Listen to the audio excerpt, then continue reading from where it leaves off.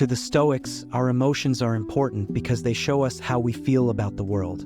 If we feel angry, sad, frustrated, or jealous, it likely means there is something in our lives we need to think about. Unlike the modern meaning of Stoic, ancient Stoics did not want to get rid of our emotions. They warned us about the dangers of letting our emotions control us. The Stoics saw emotional reactions in two waves.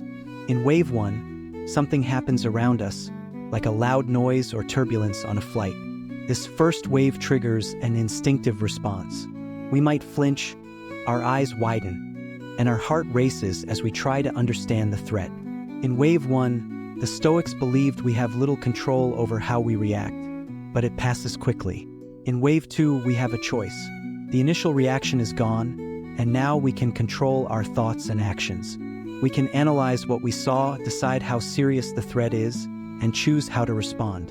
Instead of panicking, we can pause and make a thoughtful decision about what to do next. The idea of our reactions coming in two waves is well shown in the story of the Stoic at sea. In the book The Attic Nights by Aulus Gellius, 125 to 180 AD, we find the following account. We were sailing from Cassiope to Brundisium over the Ionian Sea, which was violent, vast, and storm-tossed. During almost the entire night following our first day, a fierce side wind blew and filled our ship with water. As we lamented and worked hard at the pumps, day finally broke. But the danger was not lessened, the wind remained violent. In fact, we faced more whirlwinds, a dark sky, thick fog, and frightening cloud formations they called typhoons, all seeming to hang over us, ready to overwhelm the ship. There was an important Stoic philosopher in our group. I had known him in Athens as a respected teacher who kept his students in good order. During the great dangers at sea, I looked for him to see how he was feeling and if he was calm and brave. When I found him, he looked scared and pale. He did not cry out like the others, but his face showed he was worried, just like the rest. When the sky cleared and the sea calmed, a rich Greek man approached him. This man was well-dressed and carried many bags with many servants. He seemed very luxurious. With a mocking tone, he said, "Why were you afraid, philosopher, while I did not fear at all?"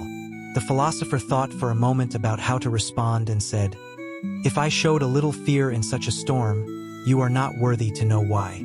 But I will let Aristippus, a student of Socrates, answer for me." When asked why he was afraid while others were not, he replied that his fear was real because he cared about the life of Aristippus, while his questioner did not care about a worthless person. With these words, the Stoic dismissed the rich man. Later, when we were nearing Brundisium and the sea and sky were calm, I asked him why he was afraid. He replied politely, "Since you want to know, listen to what our Stoic founders thought about that brief but natural fear. Or better yet, read it, because reading will help you believe it more and remember it better." An important Stoic philosopher took out the fifth book of the Discourses of Epictetus, edited by Arrian, which aligns with the writings of Zeno and Chrysippus. In this book, which is written in Greek, we find this sentence: "The visions of the mind, which prompt us to perceive something at first sight, are not under our control. They come with their own power and catch our attention. However, our actions of assent, which recognize these visions, are under our control."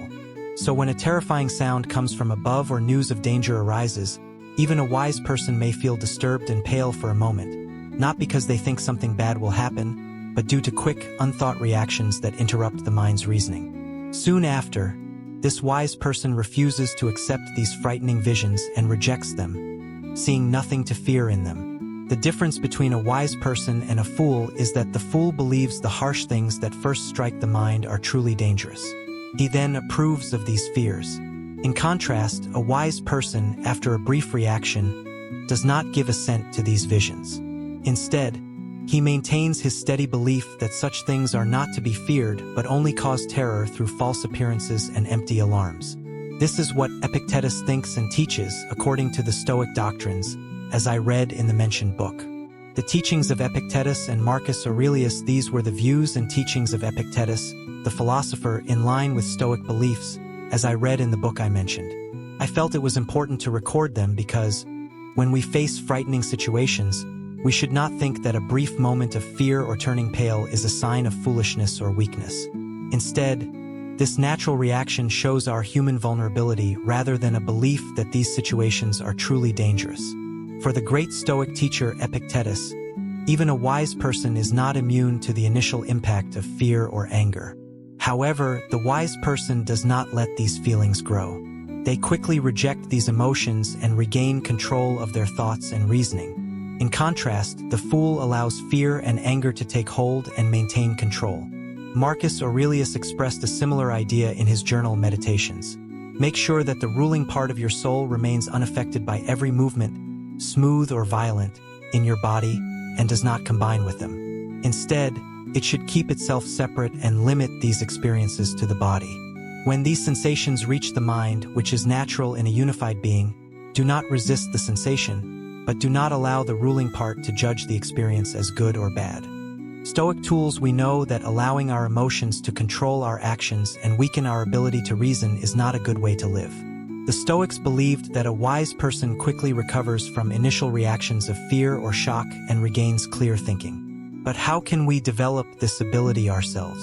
Here are some core Stoic principles to help us recover when we experience fear or surprise. Control. The Stoic philosopher Epictetus taught that very little is within our control, only our thoughts, actions, and beliefs.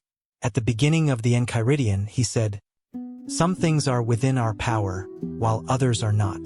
What is within our power includes our opinions, motivations, desires, aversions, and anything we do ourselves. What is not within our power includes our body, our possessions, our reputation, our positions, and anything not of our own doing. Epictetus also wrote, "The chief task in life is simply this, to identify and separate matters so that I can clearly say to myself which are externals not under my control, and which relate to the choices I actually control.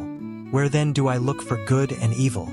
Not to uncontrollable externals, but within myself to the choices that are my own." This means two things.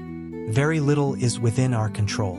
It's our responsibility to clarify what we do control and to take accountability for limiting negativity in our thoughts and actions. In terms of emotion, recognizing what we can and cannot control reminds us that we alone decide our actions. This mindset of ownership can help us quickly return from an emotional reaction because it reinforces our accountability. We are the gatekeepers of our actions, and we must catch ourselves when emotions start to rise and threaten to affect our behavior.